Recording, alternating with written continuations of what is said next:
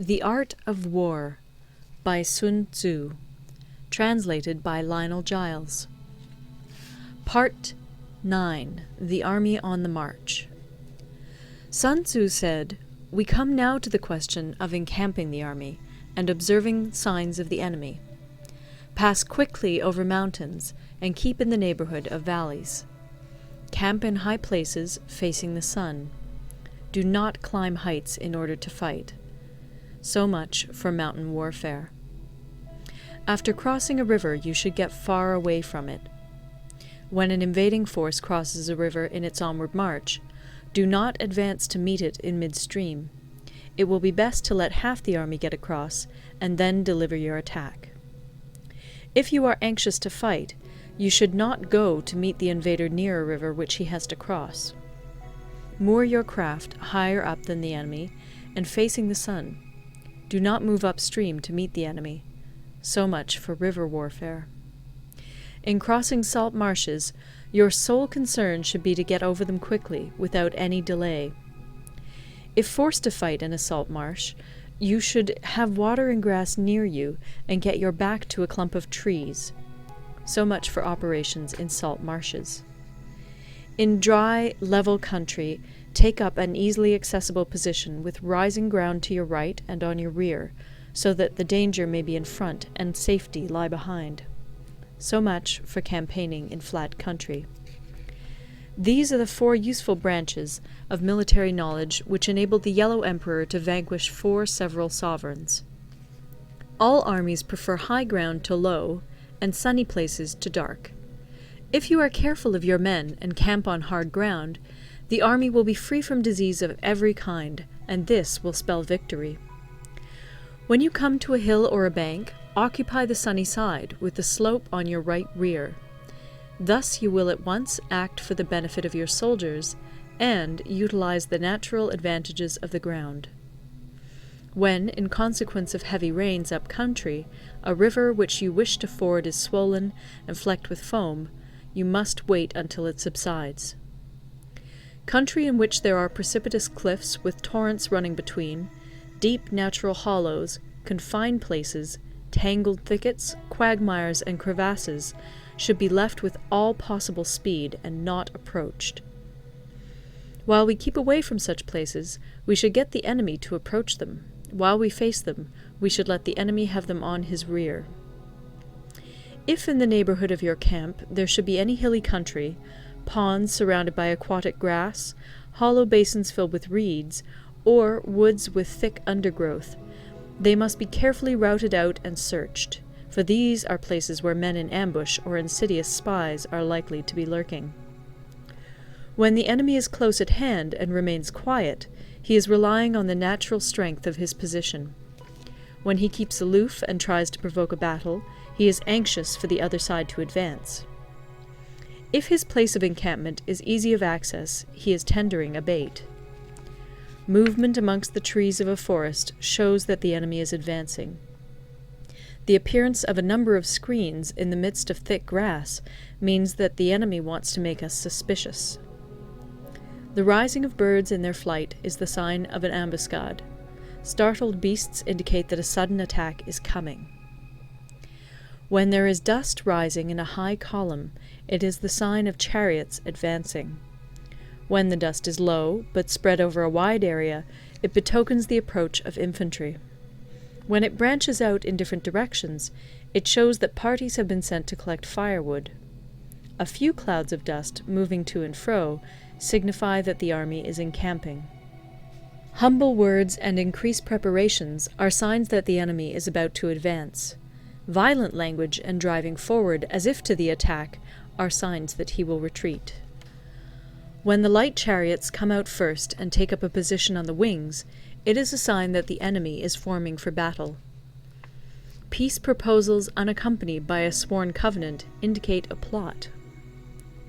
When there is much running about, and the soldiers fall into rank, it means that the critical moment has come. When some are seen advancing and some retreating, it is a lure. When the soldiers stand leaning on their spears, they are faint from want of food. If those who are sent to draw water begin by drinking themselves, the army is suffering from thirst. If the enemy sees an advantage to be gained and makes no effort to secure it, the soldiers are exhausted. If birds gather on any spot, it is unoccupied. Clamor by night betokens nervousness. If there is a disturbance in the camp, the general's authority is weak. If the banners and flags are shifted about, sedition is afoot. If the officers are angry, it means that the men are weary. When an army feeds its horses with grain and kills its cattle for food, and when the men do not hang their cooking pots over the campfires, showing that they will not return to their tents, you may know that they are determined to fight to the death. The sight of men whispering together in small knots, or speaking in subdued tones, points to disaffection amongst the rank and file. Too frequent rewards signify that the enemy is at the end of his resources. Too many punishments betray a condition of dire distress. To begin by bluster, but afterwards to take fright at the enemy's numbers, shows a supreme lack of intelligence. When envoys are sent with compliments in their mouths, it is a sign that the enemy wishes for a truce. If the enemy's troops march up angrily and remain facing ours for a long time without either joining battle or taking themselves off again, the situation is one that demands great vigilance and circumspection.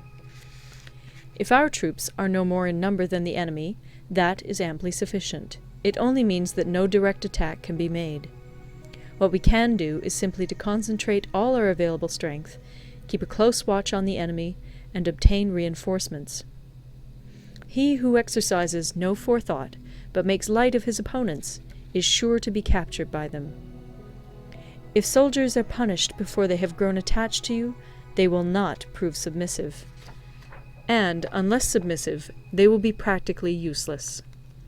If, when the soldiers have become attached to you, punishments are not enforced, they will still be useless. Therefore, soldiers must be treated in the first instance with humanity, but kept under control by means of iron discipline. This is a certain road to victory. If in training soldiers commands are habitually enforced, the army will be well disciplined. If not, its discipline will be bad. If a general shows confidence in his men, but always insists on his orders being obeyed, the gain will be mutual. End of Part 9. Part 10. Terrain. Sun Tzu said, we may distinguish 6 kinds of terrain, to wit, 1. Accessible ground, 2. Entangling ground, 3. Temporizing ground, 4. Narrow passes, 5. Precipitous heights, 6. Positions at a great distance from the enemy. Ground which can be freely traversed by both sides is called accessible. With regard to ground of this nature, be before the enemy in occupying the raised and sunny spots, and carefully guard your line of supplies. Then you will be able to fight with advantage. Ground which can be abandoned but is hard to reoccupy is called entangling. From a position of this sort, if the enemy is unprepared, you may sally forth and defeat him. But if the enemy is prepared for your coming, and you fail to defeat him, then, return being impossible, disaster will ensue. When the position is such that neither side will gain by making the first move, it is called temporizing ground. In a position of this sort, even though the enemy should offer us an attractive bait, it will be advisable not to stir forth, but rather to retreat, thus enticing the enemy in his turn. Then, when part of his army has come out, we may deliver our attack with advantage. With regard to narrow passes, if you can occupy them first, let them be strongly garrisoned and await the advent of the enemy. Should the army forestall you in occupying a pass, do not go after him if the pass is fully garrisoned, but only if it is weakly garrisoned. With regard to precipitous heights, if you are beforehand with your adversary, you should occupy the raised and sunny spots, and there wait for him to come up. If the enemy has occupied them before you, do not follow him, but retreat, and try to entice him away. If you are situated at a great distance from the enemy, and the strength of the two armies is equal, it is not easy to provoke a battle, and fighting will be to your disadvantage. These 6 are the principles connected with earth. The general who's attained a responsible post must be careful to study them. Now, an army is exposed to 6 several calamities, not arising from natural causes, but from faults for which the general is responsible. These are 1. Flight, 2. Insubordination, 3. Collapse, 4. Ruin, 5. Disorganization, 6. Rout. Other conditions being equal, if one force is hurled against another 10 times its size, the result will be the flight of the former. When the common soldiers are too strong and their officers too weak, the result is insubordination. When the officers are too strong and the common soldiers too weak, the result is collapse. When the higher officers are angry and insubordinate, and on meeting the enemy give battle on their own account from a feeling of resentment, before the commander-in-chief can tell whether or not he is in a position to fight, the result is ruin. When the general is weak and without authority, when his orders are not clear and distinct, when there are no fixed duties assigned to officers and men, and the ranks are formed in a slovenly, haphazard manner, the result is utter disorganization. When a general, unable to estimate the enemy's strength, allows an inferior force to engage a larger one, or hurls a weak detachment against a powerful one, and neglects to place picked soldiers in the front rank, the result must be rout. These are 6 ways of courting defeat, which must be carefully noted by the general who has attained a responsible post. The natural formation of the country is the soldier's best ally, but a power of estimating the adversary, of controlling the forces of victory, and of shrewdly calculating difficulties, dangers, and distances, constitutes the test of a great general. He who knows these things, and in fighting puts his knowledge into practice, will win his battles. He who knows them not, nor practices them, will surely be defeated. If fighting is sure to result in victory, then you must fight, even though the ruler forbid it. If fighting will not result in victory, then you must not fight, even at the ruler's bidding. The general who advances without coveting fame, and retreats without fearing disgrace, whose only thought is to protect his country and do good service for his sovereign, is the jewel of the kingdom. Regard your soldiers as your children, and they will follow you into the deepest valleys. Look upon them as your own beloved sons, and they will stand by you even unto death.